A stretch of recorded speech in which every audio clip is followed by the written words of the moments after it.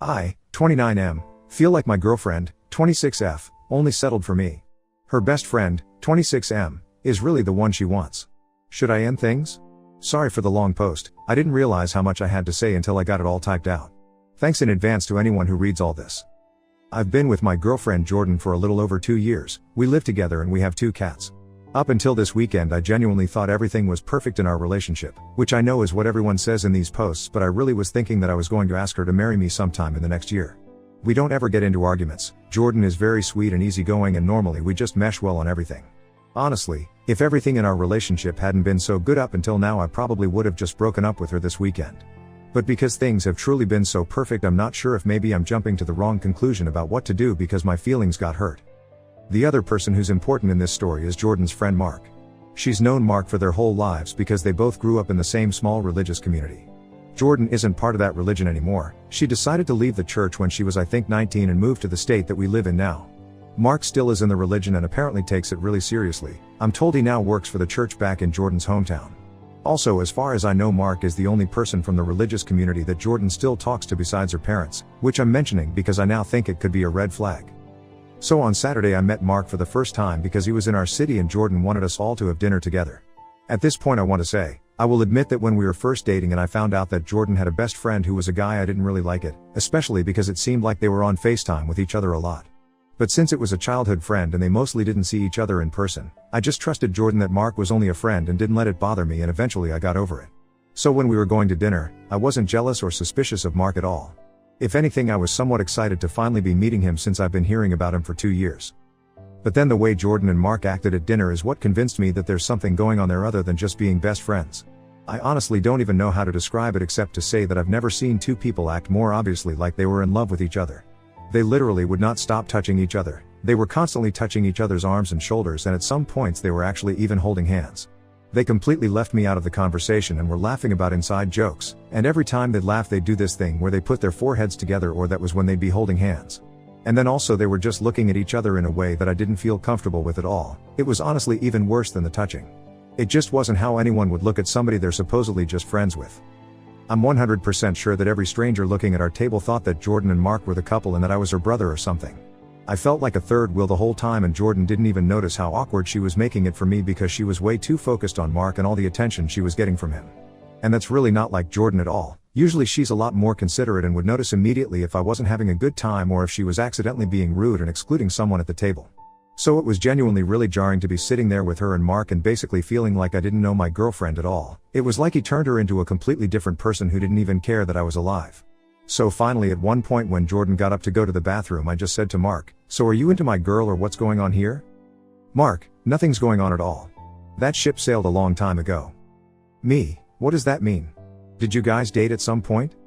Mark, "No, we never did. And then when she left the church, we both knew it meant that we were never going to. And we've accepted being in each other's lives as friends. There's nothing else going on at all."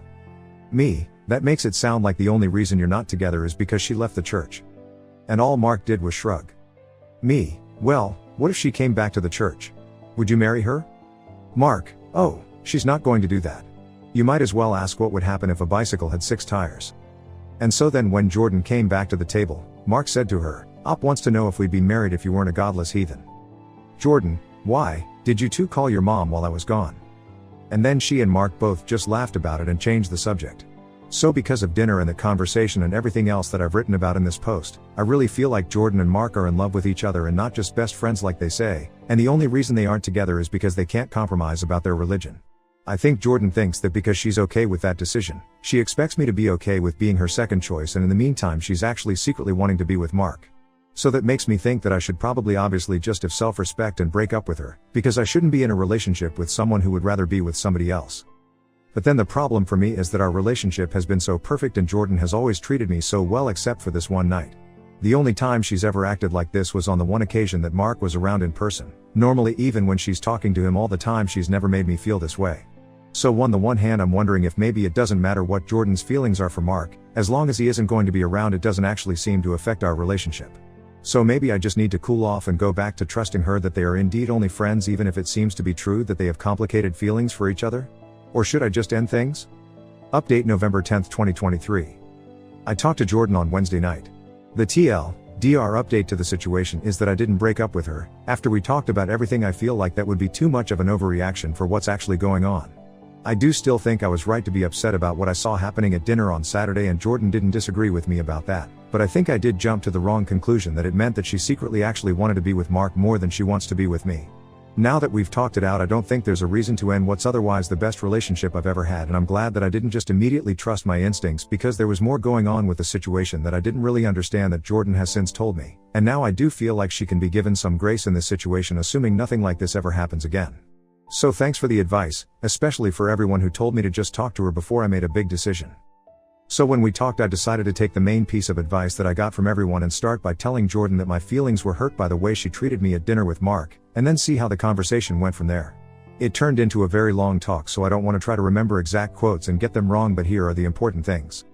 I repeated to Jordan some of what I wrote in the post and said that I felt excluded by her and Mark, especially because they were being overly touchy-feely with each other to the point where it made me uncomfortable. Jordan seemed surprised, like she didn't even notice that she and Mark were touching each other that much, but then she thought about it and said that I was right and apologized. She said that Mark is always really touchy with everybody and not just her, I asked, and so she didn't even think about it, but that she wished I would have said something at the time because she didn't realize they were being that obnoxious. I said that was part of what bothered me, because I thought that normally she would have noticed something like that, but she was acting so different around Mark and not paying any attention to anything else, including how I was feeling, that it was honestly just made me question which one of us she cared about more, or if she cared about him as more than just a friend. Jordan apologized more and said that she could understand why it would look that way to me, but that she loves me and cares more about me than anyone else in the world, and that she didn't mean to act like that or make me feel that way. She said that she was trying to not make Mark feel like a third wheel because of being a single guy out with a couple, but obviously it backfired and just made me feel like the third wheel instead, which wasn't what she wanted to do either. After that, Jordan explained a lot to me about her history with Mark, and basically as she explained it, she said that she fully admits she cares about him as more than just a normal friend, but she says that it's not in a romantic way. She said that's why she always specifically refers to him as her best friend and not just as her friend, and said that she would use the phrase "he's like my brother" if it weren't for the fact that she once had an actual brother, RIP, so she won't use that phrasing for anyone else. According to Jordan, the main thing that happened to make her and Mark so close was that when she was 17 she tried to kill herself, and that was actually when everyone else in the community stopped talking to her and Mark was the only person who didn't. For the next couple of years until she moved, he was literally her only friend, and she said that he checked on her every single day to make sure she stayed alive, which is also when they got into the habit of talking on the phone so much. And also apparently during this time Mark's parents thought they were dating and made a big deal about how they shouldn't be, and that's why she made that remark during dinner, apparently calling Jordan a godless heathen is something that Mark's mom said. I did tell Jordan that Mark basically said to me that he thought the two of them would be married if she had stayed in the church, and I asked her if she thinks that maybe Mark is in love with her even if she doesn't feel the same way. She said definitely not, and I don't think she was being dishonest. I really don't agree with her, but I think she genuinely believes that Mark isn't into her in any way apart from friendship. Her opinion of the situation is that she also thinks she and Mark would eventually have gotten married if she had never left the church or moved, but from her perspective it would have been more because of peer pressure than anything else, and she doesn't think it would necessarily have been a good thing. She thinks Mark was just being honest about that, and that possibly from his perspective he thinks he and Jordan would have made a good couple, but he's probably thinking that because he's just assuming that in that scenario she'd be the perfect church wife, so there's no reason why they wouldn't be a good couple. But then the big thing that happened at the end of the conversation is that Jordan told me that Mark is coming back through our city on his way home from this trip, and so she was going to invite him to hang out with the two of us again, but she said that if I'm going to be uncomfortable with him around then she won't ask him.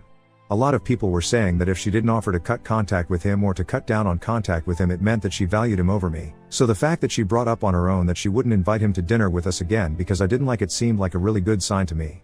Based on everything else that she said, I do understand why she didn't offer to totally stop being friends with him, and I wouldn't expect her to after what she told me about what happened when she was a teenager. So now I'm deciding to take Jordan's word for it that although she and Mark are weirdly close, it's for the reasons that she explained to me and not because she's in love with him. I think the fact that she was immediately apologetic instead of defensive was good, and the way she explained everything did make sense to me. I don't necessarily trust Mark, but I do think I can trust Jordan. But I am going to watch and see if it seems like she's still talking to him as much as she used to, or if anything changes or sounds different. I'm not going to be controlling and tell her that she can't talk to him or that she has to talk to him less, but I want to see if me talking to her about all of this causes her to act any differently at all. I'm kind of thinking she might realize on her own that the way Mark acts towards her actually does seem like he likes her as more than a friend now that I've brought it up, but I don't know. It could be that things just go back to exactly the way they were before, and I won't know if anything has actually changed until the next time Mark is around in person. But I don't think that's something I should keep worrying about before it happens. Relevant comments. Pixel_Spartan. Did she acknowledge that the touching by her was inappropriate? I do not see how she could not have recognized how touchy they were and her lack of physical touch with you. Like many others have said, I am not sure Jordan was being completely honest with you. Did you ask her how she would have felt in a reverse situation? If the three of you meet again, you might want to think about excusing yourself to go to the bathroom or something during the meal and instead hide and film their interaction while you are gone. See if Jordan changes how she interacts when you are not there. I say to capture it on your phone because then you have it to show her if you break up. If she interacts appropriately while you are gone, then she may have gotten the message. She should also start limiting her interactions with him, phone/text, because that relationship is not healthy and so should have to deal with that if you two get married. It needs to be dealt with now. Oop replied. She did acknowledge that all the touching was inappropriate, yes. When she actually thought back on how much they were doing it and how over the top it was, she was embarrassed and realized she shouldn't have started acting like that just because Mark makes it seem normal. I didn't ask her how she'd feel in the reverse situation because it seemed like she got it immediately as soon as I told her how it made me feel. If the three of us are ever together again, I'll definitely be watching everything, but I don't think there's a chance of that happening for a while. Now on to the other story. Story 2. Am I wrong for making my son take a paternity test? All names have been changed. This is a mess, and I would appreciate opinions from unbiased people. It was recommended that I post here and another page. I F39 have 2 kids, M17 and F10. When I was 21 I had a one-night stand which resulted in my son Austin, the father, wanting nothing to do with my child. When my son was 3 I met my husband Mark M38. My son adores my husband and calls him father. Austin met his current girlfriend through Mark's best friend Alan, her father. Macy and Austin have been close since they were young and we were all thrilled when we found out they were dating. After we found out, Mark and I sat Austin down and explained that we're happy for him, but we needed him to know the importance of safe sex whether it was happening or not. He was disgusted but said he understood and we left it at that. For context, my son is what others describe as shy and soft-spoken. He's really sensitive and takes harsh comments/actions to heart. We thought everything was fine with him until he came home crying. He eventually told us Macy had cheated on him. I was angry and urged my son to leave, but my husband calmed us both and asked to speak with Austin privately. Essentially he asked Austin what he wanted to do and if he wanted us to stop seeing Macy and her father. Austin said he didn't want that and wanted to work things out with Macy. I was upset but didn't say anything. Ever since that happened, I've hated seeing her around. All I think about when I see her is my son distressed and crying his eyes out. I act cordial around her but I don't like her. Around February, Austin came home looking rather upset again, so I sat down with him and asked what's going on. I wasn't expecting to hear him say what he said to me: Macy's pregnant. I was furious. I told him I expected better from him. I also said that before anything happened, he needed to do a paternity test. He was angry that I suggested she cheated again, but I didn't like how she was suddenly pregnant. When Mark came home from work, I filled him in and he was equally upset. We all sat down and discussed it. Austin explained that I demanded a paternity test was done, and Mark wasn't happy to hear that. I explained that she's cheated before, she could have cheated again. That led to a huge argument before we all calmed down. I asked if her parents knew. Apparently not, he said she agreed to tell them tonight. And sure enough, about an hour later Mark gets an angry call from Alan demanding that my son marries his daughter, and if Austin refuses he demands that he pay child support and stay out of this kid's life. Of course we were all angry and exhausted, so I said that nothing was happening until a paternity test was done and I wasn't taking the word of a cheating little girl. He blew up at us and it was radio silence after the call. Macy was told she can no longer see Austin and he took it out on me. A few weeks ago, Alan contacted us and agreed to do a paternity test. I asked why the sudden change but he ignored me. He said he set up the appointment for May 5th. Austin went with Mark. He said he didn't want to be around me. It stung and I won't lie, it made me cry when he said that. Results finally came in a few nights ago and he isn't the father. He was shattered. Instead of apologizing, he screamed that this was my fault and he'd have never known. He hasn't said much to me since. Maybe I was wrong for making him do a paternity test, but I was only looking out for my son. Was I wrong for making him take a paternity test? Update October 25, 2023. Hello all, I got a few requests for an update, so here it is. First of all, I'd like to thank everyone for their opinions. I was questioning if I did the right thing since finding out he wasn't the father and thought I was too rough with the situation. We've all been in therapy, group and individual. My son has started to come around and apologized for the yelling and shitty choices, he calls it that, not me, he made. His therapist encouraged him to explain his thought process about the entire thing, and essentially, he thought she was the one. She was his second girlfriend and thought that they had a strong bond until one of his friends showed him a picture of her kissing some other guy. It turned into a big fight and only escalated when he found out they had slept together. I myself have been cheated on and it made me angry to know Austin had to experience it himself. He said he wasn't happy about the entire thing and he's feeling guilty for taking it out on me. We hugged it out and got ice cream afterwards. Our little ritual after we've had an argument. Austin also broke up with Macy after finding out. Of course she blames me for the entire thing, but she's old enough to know that her actions have consequences. She hasn't been handling it well. Apparently she's been lashing out at everyone possible and attempted to egg our house.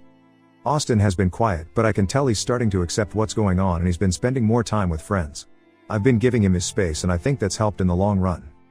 Now on to Mark. A lot of people had a lot of assumptions about him and some even suggested he is the father, but that is far from the truth.